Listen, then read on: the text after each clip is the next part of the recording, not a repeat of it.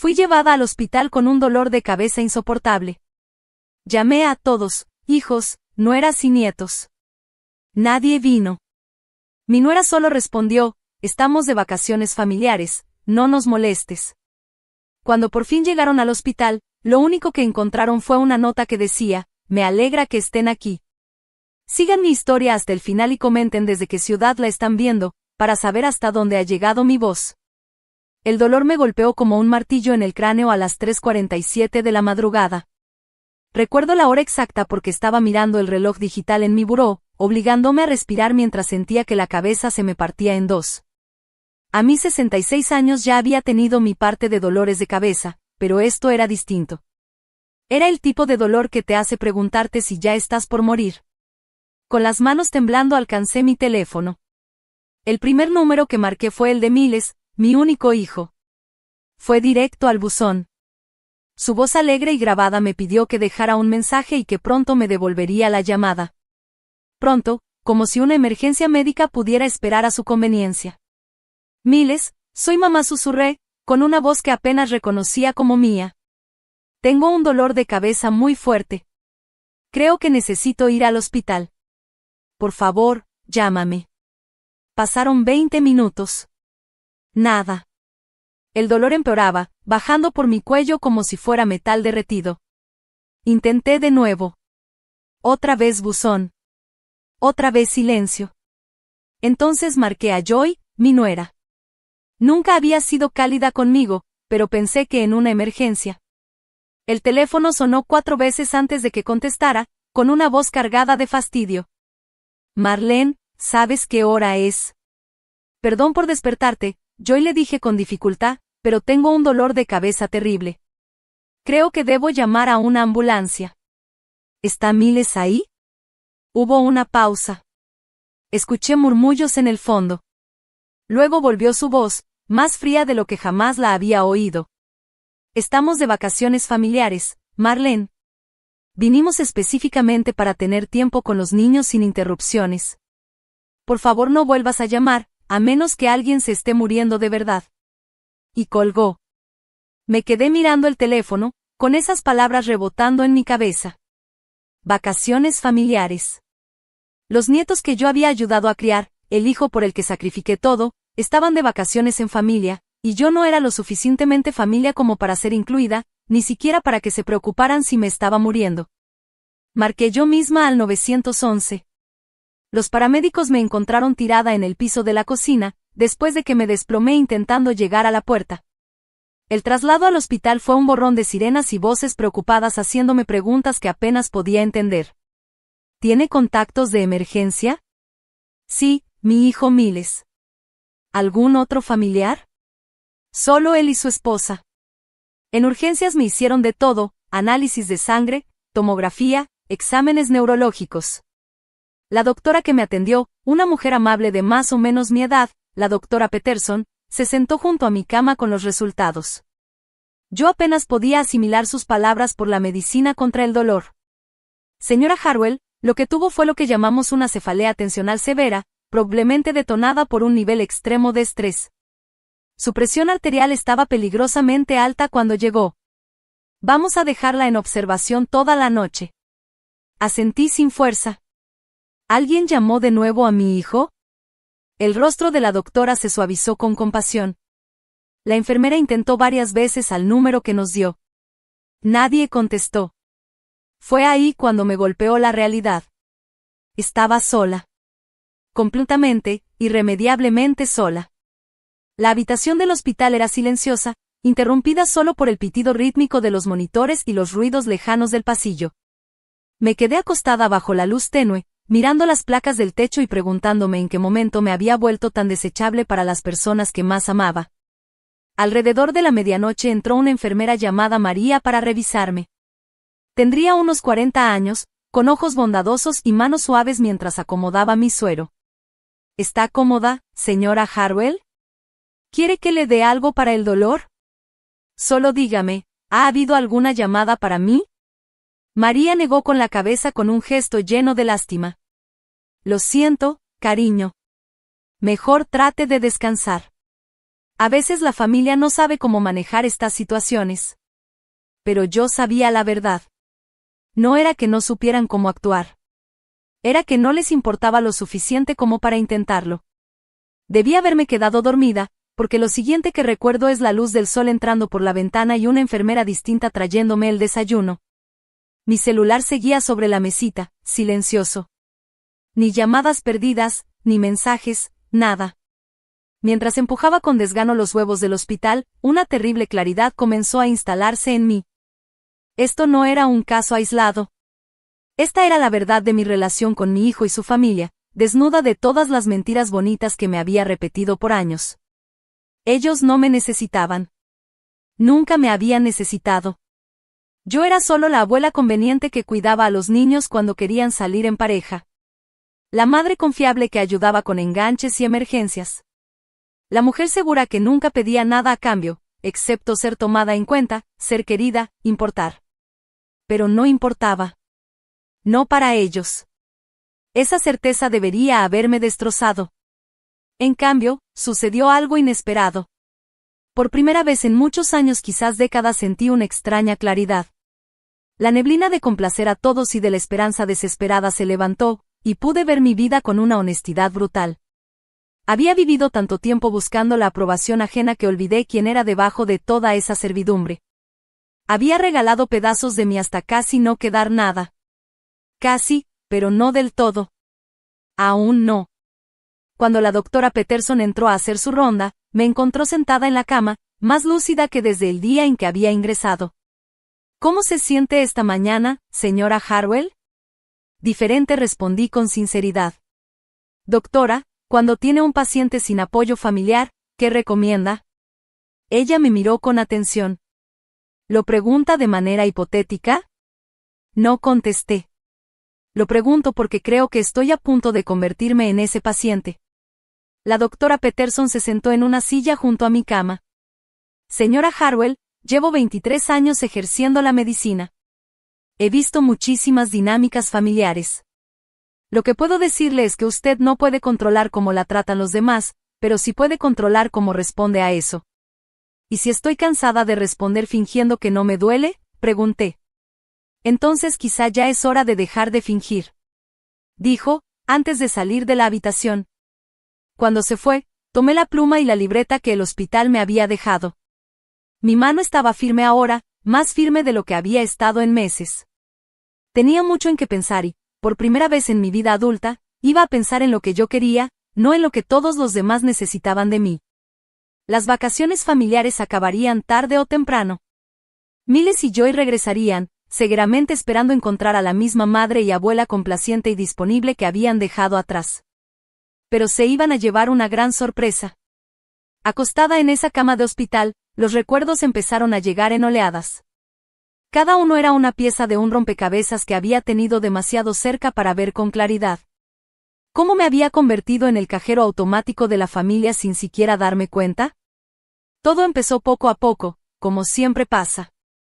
Cuando Miles trajo a Joy a casa por primera vez, hace 8 años, yo estaba feliz. Mi hijo, con 32 años, al fin asentándose con una mujer hermosa, ambiciosa y que parecía adorarlo.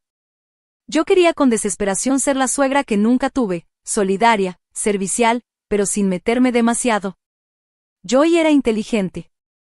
Nunca pidió dinero de forma directa, nunca hizo exigencias. En lugar de eso, pintaba escenarios de sueños que parecían estar solo un poquito fuera de su alcance. Su primer departamento era casi perfecto, pero apenas pasaba del presupuesto. Nuestra boda será exactamente como queremos.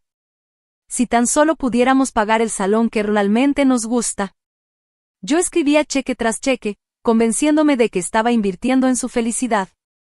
Cuando compraron su primera casa, aporté $20,000 para el enganche. Solo es un préstamo, mamá, dijo Miles abrazándome fuerte. Te lo vamos a devolver en cuanto nos acomodemos. De eso hace 7 años.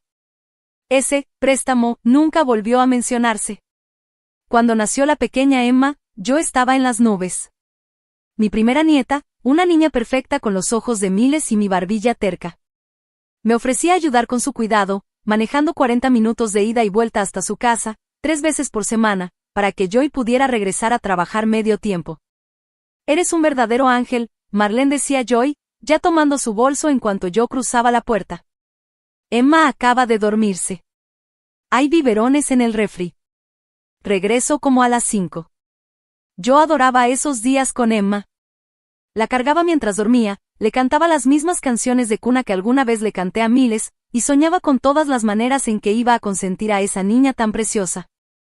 Cuando dio sus primeros pasos, fue en mi sala, con sus manitas gorditas extendidas hacia mí.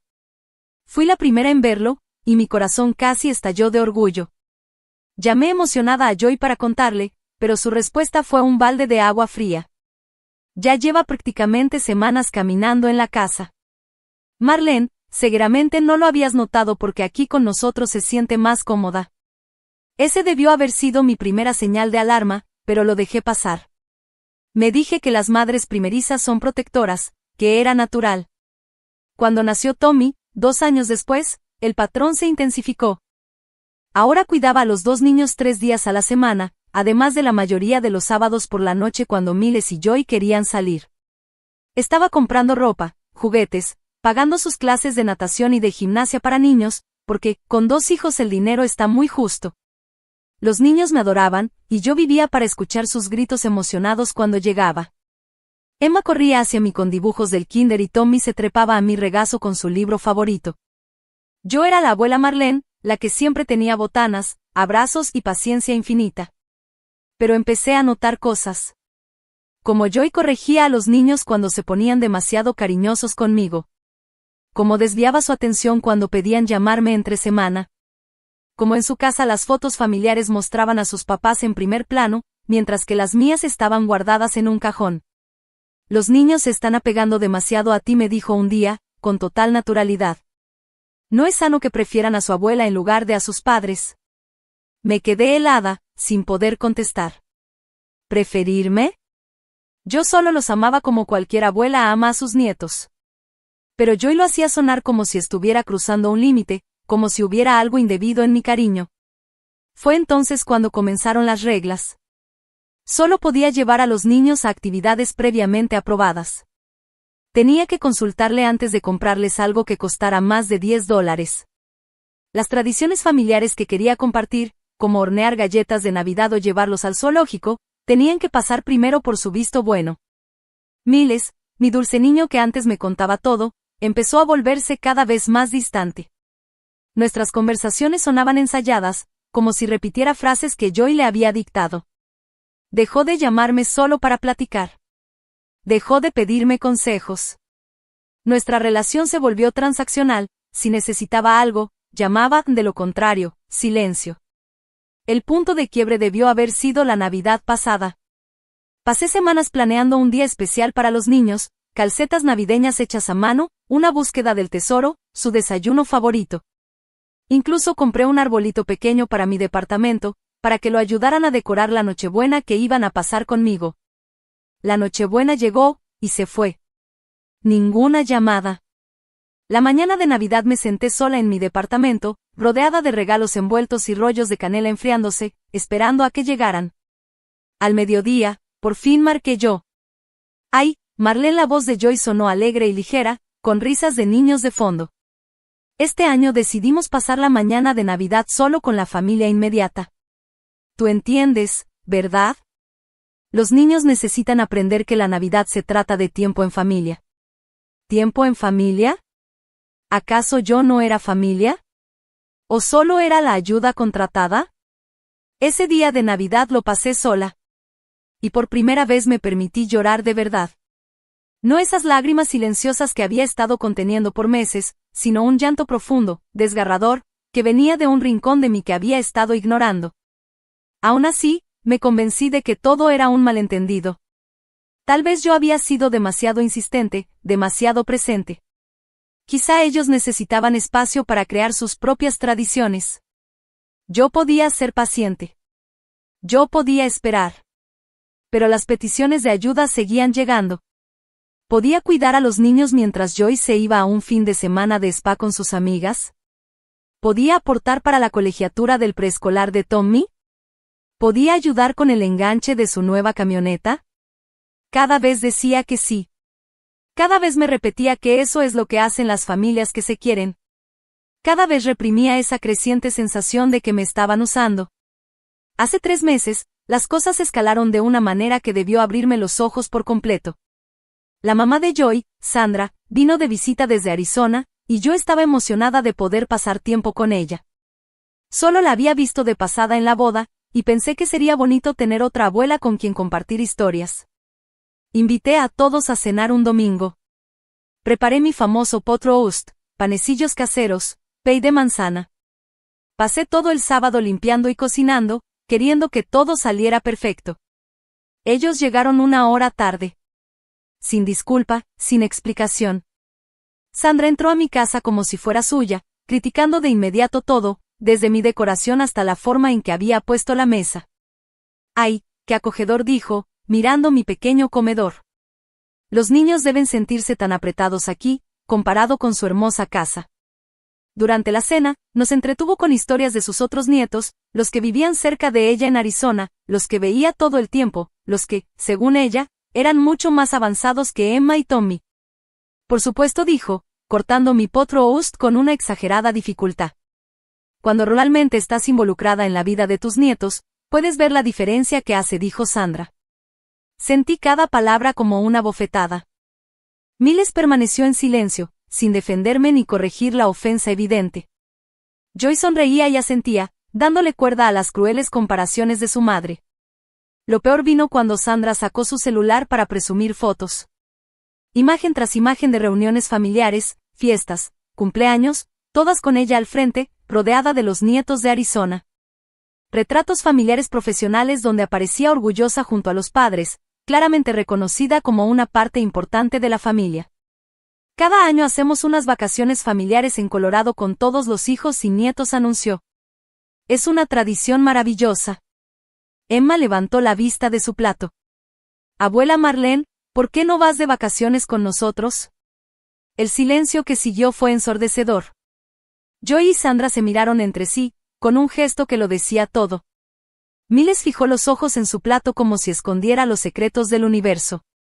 Bueno, cariño, dijo Joy al fin, con una voz empalagosa. La abuela Marlene tiene su propia vida.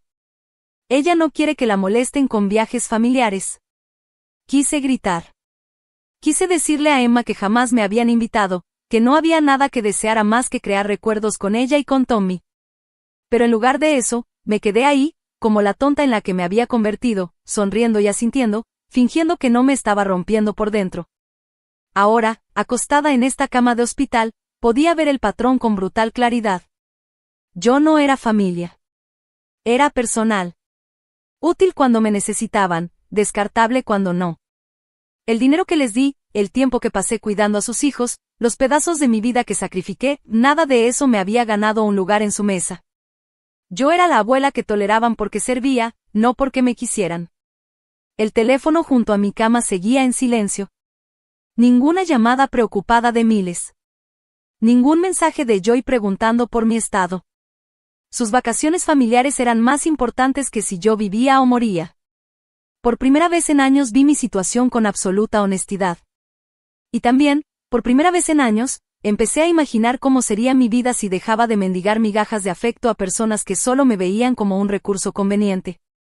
La rabia que había estado acumulando por meses por fin encontró voz. No era un enojo explosivo, sino algo más frío y firme. Una determinación que me sorprendió por su fuerza. Alcancé de nuevo la libreta. Tenía que hacer planes. La segunda noche en el hospital no pude dormir. No por el dolor esta vez, sino porque mi mente trabajaba de una forma en que no lo hacía desde hacía años. Era como si viera mi vida con otros ojos, y lo que veía me revolvía el estómago. María, la enfermera de guardia, me encontró sentada a las 2 de la mañana escribiendo con furia en mi libreta. ¿No puede dormir, cariño?, preguntó mientras me tomaba los signos vitales con destreza. Estoy haciendo listas, respondí, sorprendida de lo firme que sonaba mi voz. ¿Qué tipo de listas? Bajé la mirada hacia las páginas que ya había llenado. Todo lo que les he dado. Todo lo que he hecho por ellos. Todo lo que jamás volveré a hacer. María se detuvo un instante, estudiándome el rostro. Problemas de familia, revelaciones de familia. Dejé la pluma y la miré a los ojos. María, ¿puedo preguntarle algo? Si una persona da y da a otros que solo toman y nunca devuelven nada, ¿cómo llamaría a esa relación? Guardó silencio unos segundos y luego se sentó al borde de mi cama. La llamaría una relación enfermiza. Y me preguntaría por qué la persona permite que continúe. ¿Y si fueran la única familia que tiene? Cariño, la familia no se trata de la sangre. Se trata de quien está ahí cuando lo necesitas. Señaló la habitación vacía. ¿Quién estuvo aquí por ti? La pregunta me golpeó como un golpe físico. ¿Quién había estado? La doctora Peterson, que se tomó el tiempo de escucharme de verdad. María, que en 2 días me había tratado con más cariño del que mi hijo me había mostrado en años. Los paramédicos que corrieron a auxiliar a una desconocida. Hasta el capellán del hospital que había pasado más temprano a verme. Ninguno de ellos era mi pariente. Y aún así, todos habían mostrado más interés por mi bienestar que mi propia familia. Creo que he estado confundiendo obligación con amor, dije en voz baja. María asintió. Es un error común, pero nunca es tarde para aprender la diferencia. Cuando se fue, volví a mis listas. La primera llevaba por título Lo que he dado. Para cuando terminé, ocupaba 3 páginas enteras. Dinero, tiempo, energía, oportunidades que dejé pasar, relaciones que descuidé, sueños que abandoné. El total era abrumador. La segunda lista era lo que he recibido a cambio. Y resultaba vergonzosamente corta, unos cuantos, gracias, por compromiso, algunas fotos familiares posadas, acceso a mis nietos a quienes estaban enseñando a verme como alguien secundario frente a su verdadera familia. La tercera lista era la más importante, lo que quiero para el resto de mi vida. Esta me costó más trabajo. Había estado tan enfocada en lo que todos los demás querían que había olvidado cómo desear cosas para mí misma. Pero poco a poco, con cuidado, empecé a escribir. Quería viajar. Siempre había soñado con conocer Italia, pero cada vez que lograba ahorrar, alguna emergencia familiar acababa con mi dinero. Quería tomar una clase de arte. De joven amaba dibujar, pero lo dejé cuando Miles era pequeño y nunca lo retomé. Quería hacer amistades que me valoraran por quien soy, no por lo que puedo dar. Y, sobre todo, quería dejar de vivir en los márgenes de la felicidad ajena. Al amanecer, ya tenía un plan. No uno de venganza ni de confrontación dramática, sino algo más callado y mucho más poderoso. Iba a recuperar mi vida, pedazo por pedazo, empezando de inmediato. El doctor Peterson llegó a pasar visita a las 7 de la mañana y me encontró vestida, sentada en la silla junto a mi cama, con la libreta apretada entre mis manos. Se ve distinta esta mañana, señora Harwell. ¿Cómo se siente? Con la mente clara. Doctor, necesito preguntarle algo. ¿Cuánto tiempo me queda? Frunció el ceño, preocupada. Lo siento, ¿a qué se refiere? Tengo 66 años. He desperdiciado años tratando de comprar el cariño de personas que nunca iban a dármelo. Suponiendo que me mantenga sana, ¿cuántos años buenos me quedan para vivir para mí misma? La expresión de la doctora se suavizó con comprensión. Señora Harwell, podría tener 20 o 30 años buenos por delante, quizá más. ¿Está pensando en hacer algunos cambios? Estoy pensando en hacer todos los cambios. Se sentó frente a mí. ¿Puedo darle un consejo? Veo a muchos pacientes en su situación. Personas que han pasado la vida entera cuidando de los demás, hasta que un día despiertan y se dan cuenta de que olvidaron cuidarse a sí mismas. Asentí, hambrienta de cualquier sabiduría que me ayudara a enfrentar lo que venía. Los que realmente prosperan son los que dejan de disculparse por querer su propia felicidad. Dejan de justificar sus decisiones ante gente que nunca tuvo en mente su bienestar. Simplemente empiezan. ¿Empiezan qué? Empiezan a vivir como si su vida importara. Porque sí importa. Después de que se fue, llamé a la defensora de pacientes del hospital. Necesitaba información sobre cómo cambiar a mis contactos de emergencia, actualizar mis directrices médicas y varios asuntos legales en los que nunca había pensado. En menos de una hora, ya tenía una lista de abogados y asesores financieros que podían ayudarme a reestructurar mi vida.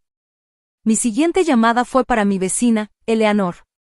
Habíamos sido cordiales por años, aunque nunca tuve tiempo de profundizar en la amistad porque siempre estaba corriendo a ayudar a Miles con algo. Marlene, escuché que estabas en el hospital. ¿Cómo te sientes? Mucho mejor, gracias. Eleanor, tengo una pregunta algo rara. ¿Te interesaría irte de viaje conmigo a Italia? Hubo una pausa. ¿Italia? ¿Hablas en serio? Completamente en serio. Siempre he soñado con ir y creo que sería más divertido con una amiga. Dios mío, sí. He soñado con Italia por años. ¿Cuándo estabas pensando? Pronto. Muy pronto. Platicamos por 20 minutos y me descubrí riendo por primera vez en meses. Eleanor estaba emocionada, llena de ideas sobre lugares que visitar y cosas que ver. No preguntó por qué el plan repentino ni si mi familia lo aprobaba. Simplemente compartió mi entusiasmo, y se sintió maravilloso. Esa misma tarde llegó mi papeleo de alta. La trabajadora social, una mujer eficiente llamada Carol, revisó conmigo las indicaciones de cuidados y los medicamentos. ¿Tiene alguien que pueda revisarla en los próximos días?, preguntó. Estaré bien por mi cuenta. ¿Y el apoyo de su familia? La miré directamente a los ojos. Estoy aprendiendo a apoyarme a mí misma. Carol me observó un momento y luego hizo una nota en mi expediente. Señora Harwell, parece usted una mujer muy fuerte. Confíe en sus instintos. Mientras recogía mis pocas pertenencias, me sentía más ligera que en años. El dolor de cabeza había desaparecido. Mi presión estaba normal. Y por primera vez en décadas, sentía que tenía el control de mi propia vida. Tomé un taxi a casa en lugar de llamar a Miles. El trayecto me dio tiempo para mirar mi vecindario con ojos nuevos. Había vivido en la misma casa por 15 años, desde mi divorcio, pero nunca la había apreciado realmente. Era un dulce y pequeño cottage con un jardín que había descuidado porque siempre estaba en casa de Miles ayudando con los niños. Adentro, todo también se veía diferente. Los muebles que había comprado para las visitas de unos nietos que casi nunca venían. El cuarto de huéspedes que había preparado para familiares que jamás se quedaban a dormir. La cocina donde había preparado incontables comidas para gente que daba por sentado mi esfuerzo. Caminé por cada habitación, viéndolas ya no como salas de espera para la aprobación de los demás, sino como mi espacio, mi refugio, mi hogar. Lo primero que hice fue desconectar el teléfono fijo. Si Miles quería localizarme, podía llamarme al celular. No iba a seguir sentada junto a un aparato, esperando llamadas que tal vez nunca llegarían. Lo segundo fue sacar la carpeta de folletos de viaje que había ido guardando por años. Italia, Francia, Inglaterra, Irlanda, lugares con los que siempre había soñado, pero que nunca prioricé porque la familia siempre venía primero. Eso se acabó. Extendí los folletos sobre la mesa de la cocina y comencé a planear el viaje que Eleanor y yo habíamos hablado. 2 semanas en Italia, empezando en Roma y avanzando por la Toscana. Podía costearlo sin problema ahora que ya no estaba financiando los sueños de los demás. Al caer la tarde, sentí como se asomaba la ansiedad de siempre. Era la hora en que normalmente llamaba a Miles para ver cómo estaban los niños, para preguntar en qué podía ayudar, para ofrecerme a resolver la crisis del día. Esta vez, en cambio, me serví una copa de vino, algo que casi nunca hacía porque yo una vez había hecho un comentario sarcástico sobre las abuelas que beben. Me senté en mi jardín, mirando cómo el atardecer pintaba de dorado mis flores descuidadas, y me permití sentir orgullo. Había superado una emergencia médica por mi cuenta. Había hecho planes que me emocionaban. Había empezado a imaginar una vida que giraba alrededor de mi propia felicidad y no de la conveniencia de los demás. Mi celular descansaba en silencio junto a mí, y por primera vez, ese silencio se sentía como paz y no como rechazo. Mañana, Miles y Joy regresarían de sus vacaciones familiares. Mañana, seguramente esperarían encontrar a la misma madre y abuela complaciente que habían dejado atrás.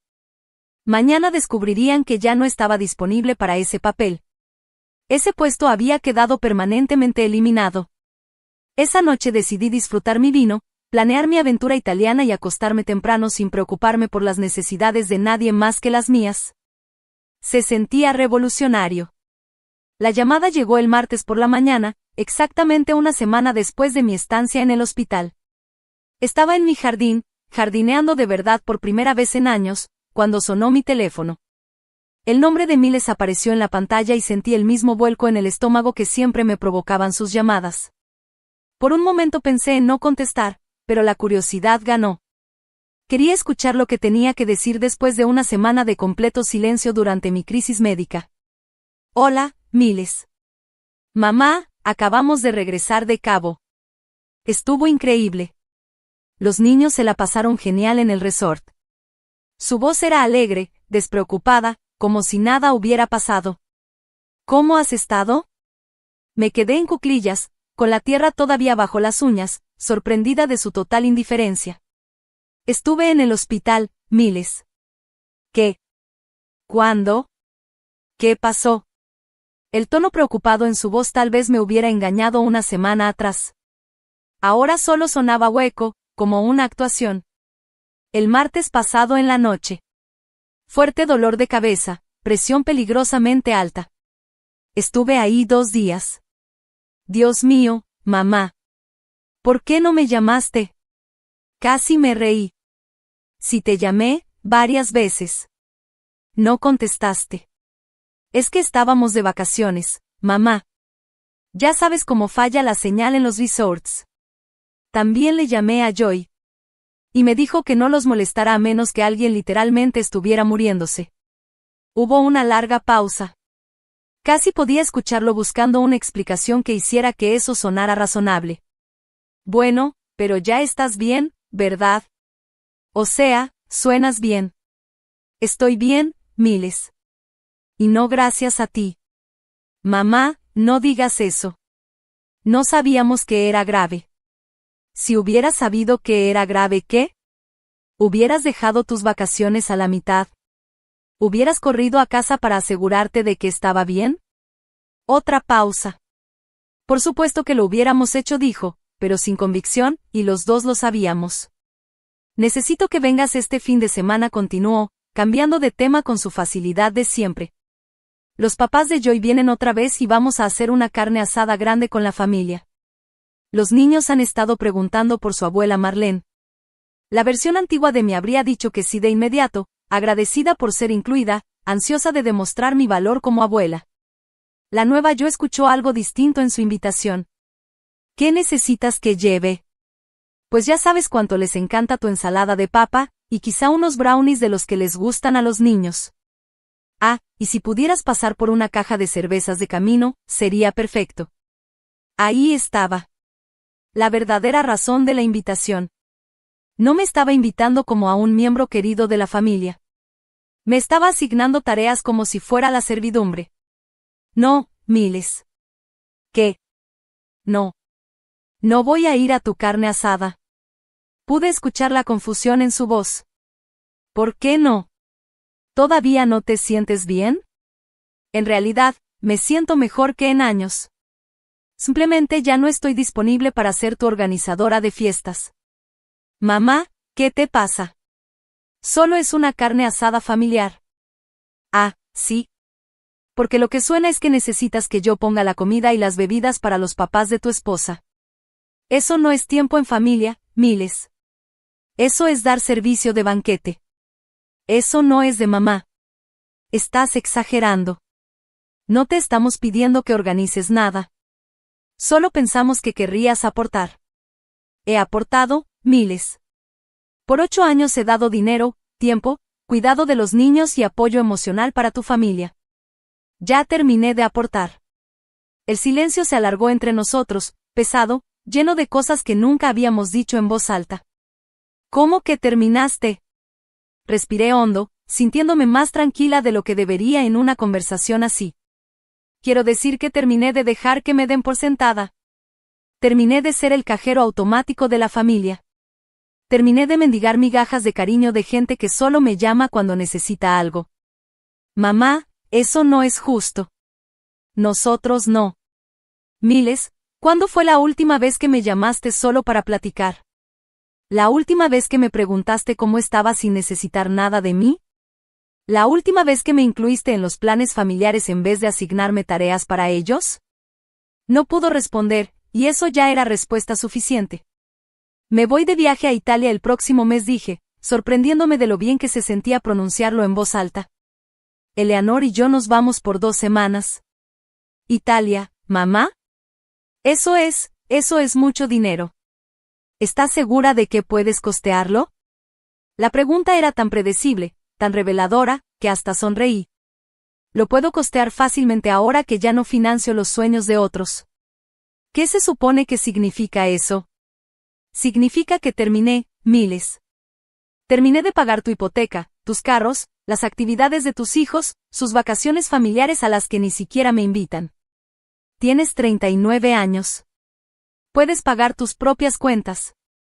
Mamá, nosotros nunca te pedimos eso. No tenían que pedirlo.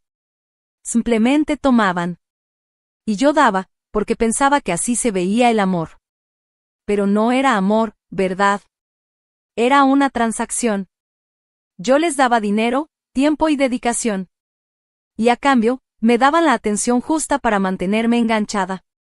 Eso no es cierto. ¿No lo es, Miles? Estuve sola en un cuarto de hospital por 2 días la semana pasada, y ninguno de ustedes se preocupó lo suficiente como para verme. Pero aquí estás hoy, pidiéndome que lleve ensalada de papa a tu fiesta. La rabia finalmente se colaba en su voz. Estás siendo injusta. Si nos importas. No, Miles. Lo que les importa es lo que puedo hacer por ustedes. Y hay una diferencia. Entonces, ¿qué? ¿Nos vas a castigar? ¿Cortarnos porque nos fuimos de vacaciones? No estoy castigando a nadie. Simplemente estoy decidiendo vivir mi vida para mí, de ahora en adelante. ¿Y qué hay de los niños? ¿Qué hay de Emma y Tommy? Esa pregunta me dolió distinto. Los niños eran inocentes en todo esto, y los amaba con el alma. Pero también sabía que amarlos no significaba seguir consintiendo a sus papás. Amo a Emma y a Tommy. Siempre los voy a amar. Pero ya no estaré disponible para cuidarles, ni para pagar sus actividades o gastos. Si quieres que tengan una relación conmigo, tendrás que facilitarla sin esperar que yo dé servicios a cambio. Mamá, esto es una locura. Eres su abuela. Sí, lo soy. Y si quieres que siga siendo parte de sus vidas, tendrás que tratarme como familia, no como empleada. Escuché la voz de Joy al fondo, aguda y molesta. Miles claramente le estaba contando partes de nuestra conversación. Joy quiere hablar contigo, dijo. Seguro que sí. Pero yo ya terminé de hablar por hoy. Mamá, te quiero. Siempre te he querido. Y yo a ti, Miles. Siempre. Pero también me quiero a mí. Y por fin estoy lista para actuar como si eso importara. Mamá, no cuelgues. Tenemos que resolver esto. No hay nada que resolver. Así van a ser las cosas de ahora en adelante. Puedes aceptarlo o no, pero no lo puedes cambiar. Colgué antes de que pudiera responder y de inmediato apagué mi celular. Me temblaban un poco las manos, pero era adrenalina, no miedo. Acababa de poner el primer límite real de mi vida adulta, y se sentía aterrador y liberador al mismo tiempo. 1 hora después, sonó el timbre de mi casa. Miré por la mirilla y vi a Miles en el porche, la cara enrojecida por la rabia. A su lado estaba Joy, con los brazos cruzados y el gesto duro como una tormenta. Pensé en no abrirles, pero sabía que esa conversación tenía que pasar tarde o temprano, y estaba tan lista como podía estarlo. Hola, Miles. Hola, Joey. Dejé la puerta entreabierta, sin invitarlos a pasar. Mamá, tenemos que hablar de esto, dijo Miles, con la voz tensa, apenas conteniendo el enojo. Creo que ya dije todo lo que tenía que decir. Joy se adelantó, con una voz falsamente amable. Marlene, creo que ha habido un malentendido. Somos familia. La familia resuelve las cosas. ¿De veras somos familia, Joy? Porque los miembros de la familia suelen preocuparse cuando alguien está hospitalizado. Los miembros de la familia se incluyen en los eventos importantes. Los miembros de la familia no tratan a los suyos como si fueran empleados. Su máscara se resquebrajó un poco. Estás siendo dramática. Sí, Nos fuimos de vacaciones y no revisamos el celular todo el tiempo. Eso no significa que no nos importe. No se trata de que no revisaran el celular. Ustedes me dijeron expresamente que no los llamara a menos que alguien estuviera literalmente muriéndose. Pues bien, yo pude haber estado muriéndome y no les importó. Miles intervino. Mamá, claro que nos importa. Por supuesto que nos importa. Pero no puedes esperar que dejemos todo cada vez que te da un dolor de cabeza. ¿Un dolor de cabeza? Lo miré incrédula. Miles, estuve hospitalizada 2 días por una presión arterial peligrosamente alta. No fue un dolor de cabeza. Fue una emergencia médica. Pero ya estás bien, dijo Joy, con tono desdeñoso. Entonces, ¿cuál es el problema? Esa pregunta lo dejó todo en claro para mí. Estas personas, por quienes había sacrificado tanto, de verdad no podían entender por qué ser abandonada en medio de una crisis médica era un problema grave.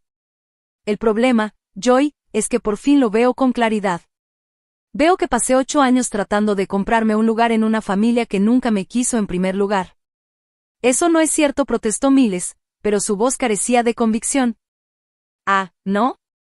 Miles, respóndeme con honestidad. Si dejara de darte dinero, de cuidar a tus hijos, de prestarles servicios, ¿aún me querrías en tu vida? La pausa antes de su respuesta me dijo todo lo que necesitaba saber. Claro que sí, mamá. Pero las relaciones se tratan de dar y recibir. Tienes razón. Se tratan de eso. Y durante 8 años yo he dado y ustedes han recibido. Ya es hora de que eso cambie. La paciencia de Joy finalmente se quebró. Estás siendo egoísta, Marlene. Los niños necesitan a su abuela. Los niños necesitan una abuela a la que valoren por lo que es, no por lo que da. Necesitan ver cómo se construyen relaciones sanas. Lo que no necesitan es ver a sus padres explotar a alguien que los quiere. Explotar, la voz de Miles subió de tono. Mamá, nunca te explotamos. Todo lo que hiciste, tú ofreciste hacerlo. Es cierto. Lo ofrecí porque estaba desesperada por su amor y su aceptación. Y pensé que si daba lo suficiente, hacía lo suficiente, sacrificaba lo suficiente, al fin me considerarían digna de formar parte de su familia. Respiré hondo, sintiéndome sorprendentemente tranquila a pesar de lo intenso de la conversación. Pero ya no necesito ganarme el amor de nadie. Me voy a Italia con Eleanor. Voy a tomar clases de arte. Voy a vivir la vida que puse en pausa mientras esperaba a que ustedes decidieran que yo era suficiente. Así que eso es todo. La máscara de Joy desapareció por completo, su voz ahora afilada por la rabia. ¿Vas a abandonar tus responsabilidades? Mi única responsabilidad es conmigo misma. Ustedes ya son adultos. Pueden hacerse cargo de sus propias responsabilidades. Se fueron enojados y yo sabía que regresarían. Pero por primera vez en años, no me daba miedo su enojo. No iba a intentar arreglarlo, ni suavizar las cosas, ni buscar la manera de que volvieran a estar contentos conmigo. Por fin era libre. El acoso empezó al día siguiente. Al principio fueron solo llamadas. Miles marcaba cada pocas horas, con un tono que variaba entre la furia y la súplica. Cuando dejé de contestar, Joy tomó el relevo, dejándome mensajes cada vez más desesperados y manipuladores. Marlene, esto es ridículo. Los niños preguntan por su abuela Marlene. ¿De verdad quieres lastimar a niños inocentes solo porque estás teniendo una crisis de la mediana edad? Yo borraba cada mensaje sin escucharlo completo. Pero para el jueves, ya habían subido de nivel. Estaba en mi jardín, trasplantando unas rosas que había descuidado durante años, cuando mi vecina Janer apareció junto a la barda que dividía nuestros patios. Marlene, cariño, ¿está todo bien? Hay una mujer extraña sentada en un coche afuera de tu casa desde hace 2 horas. Volteé hacia la calle y vi la camioneta plateada de Joy estacionada frente a mi cochera. Estaba en el asiento del conductor hablando con energía por el celular, de vez en cuando señalando hacia mi casa. Es mi nuera, dije, sacudiéndome la tierra de las manos. Estamos en un desacuerdo. Janer frunció el ceño.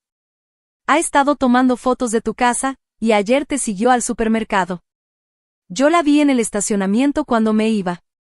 Un escalofrío me recorrió la espalda. Ayer había notado la camioneta, pero pensé que era coincidencia. La idea de que Joy realmente me estuviera siguiendo, documentando lo que hacía, se sentía invasiva y hasta un poco amenazante. Janer, si no es indiscreción, ¿tienes cámara de seguridad en tu pórtico? Sí, ¿por qué? ¿Grabaría a cualquiera que viniera a tu puerta? Absolutamente. ¿Estás en algún problema, Marlene? La miré. Esta vecina que en una semana me había mostrado más preocupación sincera que mi propia familia en años. Aún no lo sé, pero quizá pronto necesite pedirte un favor. Esa noche, a las 8, sonó el timbre. Me asomé por la mirilla y vi a Miles parado ahí solo, tomando de la mano a Emma y Tommy. Los niños se veían confundidos y un poco asustados. Se me partió el corazón al instante. Fuera cual fuera el juego de Miles y Joy, estaban usando a los niños como peones. Abrí la puerta y me agaché para ponerme a su nivel. Hola, mi amor, le dije a Emma, y luego le sonreí a Tommy. ¿Qué hacen aquí tan tarde? Papá dice que ya no quieres vernos, dijo Emma, con una vocecita preocupada. ¿Hicimos algo malo? Levanté la vista hacia Miles, sintiendo como la furia me ardía en el pecho. ¿Qué les dijiste? Les dije la verdad, que la abuela Marlene está demasiado ocupada con su nueva vida para pasar tiempo con la familia. Me puse de pie lentamente, con los puños cerrados a los costados. Miles, ¿cómo te atreves a usar a tus hijos para manipularme?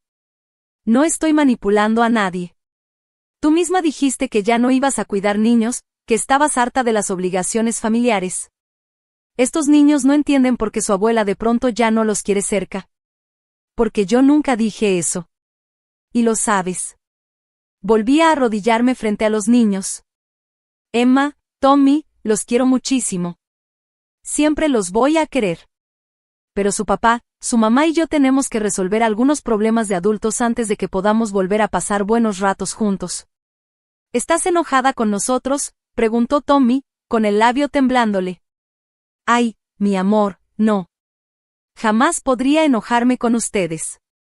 Esto no tiene nada que ver con ustedes. Volví a mirar a Miles. Necesitas irte ya. Y tienes que dejar de usar a tus hijos como armas. Ellos te extrañan, mamá. No entienden por qué actúas así. Entonces tal vez deberías explicarles que las relaciones requieren respeto de todos los que forman parte.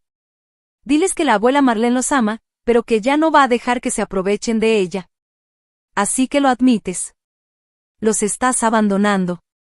Estoy poniendo límites, Miles. Es muy diferente.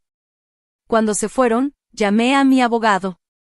La cita que había programado para la próxima semana de pronto me pareció demasiado lejana. El viernes por la mañana surgió algo nuevo. Me estaba alistando para mi clase de arte, lo que más había esperado en toda la semana, cuando Janer tocó a mi puerta. Marlene, creo que necesitas ver esto, dijo, entregándome una hoja impresa desde su computadora.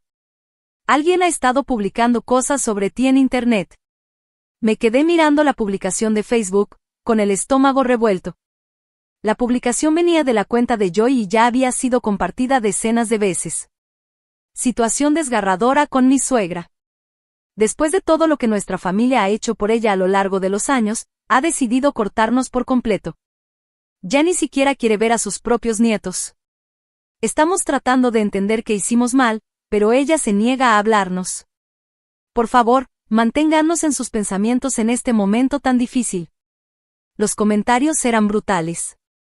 Personas que ni siquiera conocía me llamaban egoísta, desalmada, una pésima abuela. Varias compartieron sus propias historias de familiares mayores, malagradecidos, que se habían volteado contra sus familias. Hay más, dijo Janer suavemente. Publicó fotos de los niños con cara triste, diciendo que no dejan de preguntar dónde está la abuela Marlene. Le devolví la hoja, con las manos temblando de rabia. Está tratando de avergonzarme en público para que ceda. ¿Qué vas a hacer?, preguntó. Voy a mi clase de arte y después hablaré con mi abogado. La clase de arte fue justo lo que necesitaba. Durante 3 horas me perdí entre acuarelas y carboncillo, rodeada de personas que estaban ahí simplemente porque querían crear algo bello. Nadie sabía nada de mi drama familiar. Nadie necesitaba nada de mí, más que mi presencia y participación. Mi instructora, Patricia, era una mujer de mi edad que había empezado a pintar después de jubilarse. En el descanso, se sentó a mi lado mientras yo trabajaba en un paisaje. «Tienes un ojo natural para el color», me dijo. «¿Has pintado antes?» «No, desde que era joven. Siempre quise retomarlo, pero la vida se interpuso». La vida suele hacer eso, pero nunca es demasiado tarde para recuperar las cosas que nos traen alegría. Sus palabras me acompañaron mientras conducía hacia la oficina del abogado esa tarde.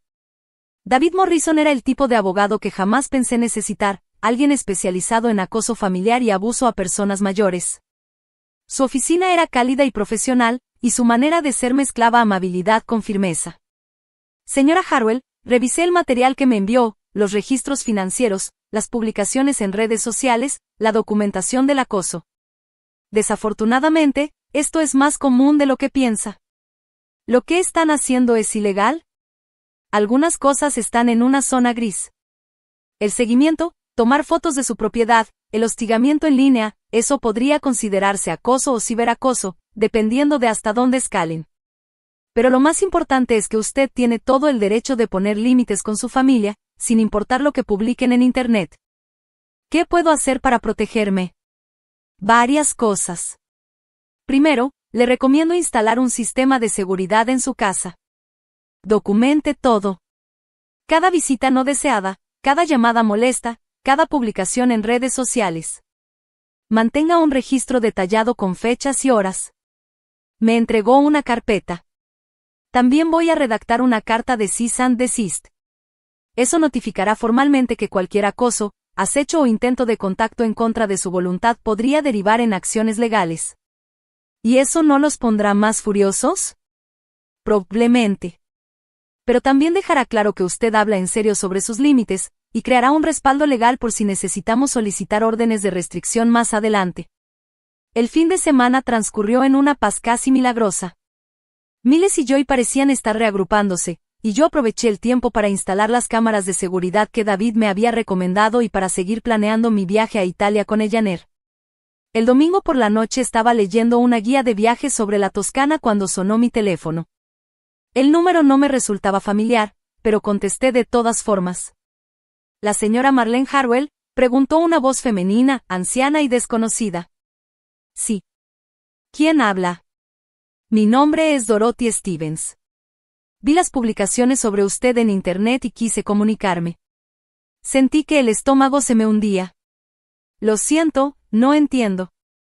«Querida, yo pasé por algo muy parecido con mi propia familia hace 5 años. Los detalles eran diferentes, pero el patrón era el mismo. Hijos adultos que tomaron hasta dejarme sin nada que dar. Y luego intentaron destruir mi reputación cuando por fin me atreví a decir que no. Me dejé caer en la silla, sin saber si colgar o seguir escuchando. Sé que no me conoces, pero quería que supieras que no estás sola y que con el tiempo mejora», dijo Dorothy. «¿Qué pasó con tu familia?». «Oh, pelearon conmigo como 6 meses, intentaron todas las tácticas de manipulación que existen, pero al final entendieron que no iba a ceder y se fueron contra su siguiente blanco, mi hermana. Ella duró como 2 años antes de darse cuenta de lo que estaban haciendo». «¿Y, llegas a ver a tus nietos?». Hubo una pausa. «No, querida». Y eso fue lo más difícil. Pero entendí algo importante, los niños aprenden observando. Si me hubiera quedado permitiendo que me trataran mal, ¿qué les estaría enseñando sobre cómo tratar a las personas que aman? Cuando Dorothy colgó, me quedé en la sala pensando en su pregunta. ¿Qué les había estado enseñando a Emma y a Tommy todos estos años? ¿Qué amar significaba dejarse usar? ¿Que la familia podía tratarte como quisiera mientras de vez en cuando te incluyeran?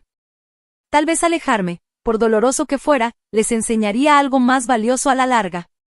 El lunes en la mañana llegó la carta de cease and desist. David me llamó para avisarme que ya la habían entregado. «Espero que respondan en unos días», me dijo. «Prepárate para que escalen las cosas antes de que retrocedan». Y tenía razón. Para el miércoles, mis cámaras de seguridad habían captado a miles tratando de asomarse por mis ventanas. Yo ya había creado una cuenta falsa de Facebook para enviarme mensajes de acoso. Y alguien, probablemente miles, dejó una bolsa de basura en mi pórtico con una nota que decía: esto es lo que eres. Documenté todo tal como David me había indicado. Y con cada incidente, mi determinación se hacía más fuerte. Ellos pensaban que podían quebrarme, obligarme a obedecer por puro cansancio y presión social. Creían que iba a ceder antes que soportar su campaña de hostigamiento. Estaban equivocados. Por primera vez en mi vida tenía algo por lo que valía la pena luchar, mi propia dignidad, mi propia paz, mi derecho a ser tratada con respeto humano básico. Y no pensaba renunciar a eso por nadie. 6 meses después, estaba de pie en una terraza en la Toscana, viendo el atardecer sobre colinas onduladas salpicadas de olivos. A mi lado estaba Eleanor, las dos con copas de Chianti en la mano, riéndonos de nuestro intento por pedir la cena en un italiano mal pronunciado. No puedo creer que realmente lo hicimos, dijo Eleanor, con el rostro iluminado por la felicidad y el vino. Cuando me propusiste este viaje, pensé que estabas teniendo algún tipo de crisis. Tal vez sí, respondí, recordando a la mujer que había sido apenas medio año atrás. La mejor clase de crisis. El acoso de Miles y Joy continuó como 3 meses después de la carta de cease and desist. Intentaron de todo, aparecieron en mi casa con los niños, mandaron monos voladores en forma de parientes lejanos para hacerme sentir culpable, incluso trataron de reportarme a servicios de protección al adulto mayor por abuso contra mí misma. Ese último intento le salió terriblemente mal. La trabajadora social que vino a investigar encontró a una mujer sana, feliz, viviendo de manera independiente y tomando decisiones racionales sobre su vida. De hecho, terminó recomendándome recursos para protegerme del acoso familiar. El verdadero cambio llegó cuando Dorothy Stevens, la mujer que me había llamado para darme apoyo, me presentó a un pequeño grupo de mujeres que habían pasado por situaciones similares con sus familias. Empezamos reuniéndonos una vez al mes solo para tomar café y platicar, pero con el tiempo se convirtió en un salvavidas. Ahí estaba Margaret, cuyos 3 hijos la habían ido aislando poco a poco de sus amistades y actividades, mientras vaciaban sus ahorros de retiro. Estaba Patricia, de mi clase de arte, que descubrió que su propia hija había estado falsificando su firma en cheques durante años. Estaba también Alice, cuyo yerno convenció a su hija de que Alice era demasiado negativa y que debía ser apartada de sus nietos a menos que apoyara ciegamente todas sus decisiones. Lo que todas teníamos en común era que desde niñas nos habían enseñado a creer que la lealtad familiar significaba aceptar el maltrato. Todas habíamos confundido el permitir abusos con amor, y el sacrificio con devoción. ¿Saben que me di cuenta?, dijo Margaret en una de nuestras reuniones de café. Pasé tanto tiempo intentando ser la madre que ellos querían que olvidé ser la mujer que yo necesitaba ser. Esa frase se me quedó grabada en todo lo que vino después. La campaña en redes sociales en mi contra eventualmente perdió fuerza cuando la gente empezó a hacerse preguntas incómodas: ¿por qué unos hijos adultos preferirían avergonzar públicamente a su madre anciana en vez de resolver los problemas en privado? Algunos amigos de años me buscaron después de ver las publicaciones, y me sorprendió descubrir que varios de ellos ya sospechaban que Miles y Joy me estaban utilizando, pero no sabían cómo decírmelo. Te veíamos cada vez más chiquita, como si fueras desapareciendo entre sus necesidades y exigencias, me dijo mi amiga Janet durante un almuerzo. Nos preocupábamos por ti, pero cada vez que intentábamos decir algo, tú los defendías. Tenía razón. Los defendía incluso cuando su comportamiento era indefendible, porque aceptar la verdad habría significado enfrentar lo completamente perdida que me había quedado en ellos.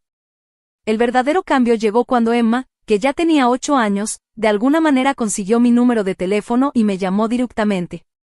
Abuelita Marlene, ¿por qué ya no vienes a vernos? Sentí que el corazón casi se me partía. Ay, cariño, es que son cosas complicadas de adultos. ¿Estás enojada con mi mamá y mi papá? Pensé bien antes de contestar. No estoy enojada, Emma. Pero a veces los adultos necesitamos darnos un espacio para arreglar nuestros sentimientos. Mamá dice que ya no nos quieres. La crueldad de esa mentira me dejó sin aliento. Emma, quiero que me escuches con mucha atención. Yo te amo a ti y a Tommy más de lo que te puedes imaginar. Siempre los voy a amar. Pero amar a alguien no significa dejar que te trate mal. No entiendo. Algún día, cuando seas más grande, lo vas a entender. Y cuando lo hagas, espero que recuerdes que tu abuelita Marlene también decidió quererse a sí misma. Después de esa conversación, tomé una decisión que hasta a mí me sorprendió. contraté a David Morrison para que me ayudara a establecer un fideicomiso para la educación universitaria de Emma y Tommy. Dinero que estaría disponible para ellos al cumplir 18 años, sin importar el comportamiento de sus padres. Quiero asegurarme de que tengan opciones, le expliqué a David. Y quiero que sepan que su abuela pensó en su futuro, aunque yo no pueda formar parte de su infancia. 6 meses después, estaba viviendo una vida que jamás hubiera imaginado. Las clases de arte me habían llevado a exponer algunas de mis obras en una galería local. Vendí 3 cuadros, no por una cantidad que me cambiara la vida, sino por la alegría pura de saber que alguien más encontró belleza en algo que yo había creado. Eleanor y yo nos habíamos convertido en verdaderas amigas, no solo vecinas. Hacíamos viajes de un día para visitar museos, probábamos restaurantes nuevos, asistíamos a conferencias en la universidad comunitaria. Me uní a un grupo de senderismo y descubrí que en realidad sí disfrutaba los retos físicos, siempre y cuando no fueran impuestos por las exigencias de otros. Mi salud había mejorado de manera notable. Las jaquecas habían desaparecido. Mi presión arterial estaba normal y dormía mejor que en muchos años. Mi doctora me dijo que parecía otra persona, más joven, con más energía, genuinamente feliz. Es increíble lo que pasa cuando quitas el estrés crónico de tu vida, comentó durante mi último chequeo. La casa también se sentía distinta. La redecoré, deshaciéndome de los muebles que había comprado pensando en la comodidad de otros y reemplazándolos con cosas que en verdad me gustaban a mí. El cuarto de visitas ahora era mi estudio de arte. La mesa de la cocina, donde antes me sentaba a esperar llamadas, ahora estaba cubierta de folletos de viajes y materiales de pintura. Incluso había empezado a salir en citas, algo que nunca pensé que haría a mis 66 años. Richard era viudo, lo conocí en mi grupo de senderismo. Un hombre amable que también había aprendido, a la mala, que a veces hay que elegir entre complacer a los demás y respetarse a uno mismo. El problema con tener hijos adultos difíciles, me dijo en la cena la semana pasada, es que gastas tanta energía intentando arreglar la relación que se te olvida que hay otras relaciones posibles. Tenía razón. Yo había estado tan enfocada en ganarme el amor de personas incapaces de darlo, que me había perdido de oportunidades de conexión genuina con quienes en verdad me valoraban. En nuestro último día en Italia, Eleanor y yo tomamos una clase de cocina en un pequeño pueblo a las afueras de Florencia. Nuestra instructora, una mujer llamada Lucía, probablemente de mi edad, nos compartió su filosofía para cocinar. Debes cocinar con amore, dijo, gesticulando con entusiasmo. Pero primero, amore para ti misma. Si no valoras lo que creas, ¿cómo puedes compartirlo con los demás? Esa tarde, mientras estábamos en la habitación del hotel empacando para el vuelo de regreso, Eleanor me miró con seriedad. Marlene, ¿puedo preguntarte algo? ¿Alguna vez te arrepientes de haberte alejado de tu familia? Pensé en su pregunta mientras doblaba la hermosa mascada que había comprado en Roma, un gusto que me permití sin culpa por primera vez en años. Lamento que haya sido necesario, le respondí al fin. Lamento que Miles aprendiera a ver el amor como una transacción y que Joy nunca supiera valorar a las personas por lo que son, en lugar de por lo que pueden dar. Lamento que Emma y Tommy estén creciendo viendo a sus papás tratar mal a la gente. Hice una pausa, mirando las fotos de nuestro viaje esparcidas sobre la cama. Pero no me arrepiento de haberme elegido a mí misma. No me arrepiento de haber descubierto que valgo más que lo que puedo darle a los demás. ¿Qué crees que pasará cuando los vuelvas a ver? Porque tarde o temprano lo harás. Tal vez, pero si lo hago será como iguales, o no será en absoluto. Ya terminé con eso de mendigar migajas de cariño a mi propia familia. 3 semanas después de volver de Italia llegó la prueba.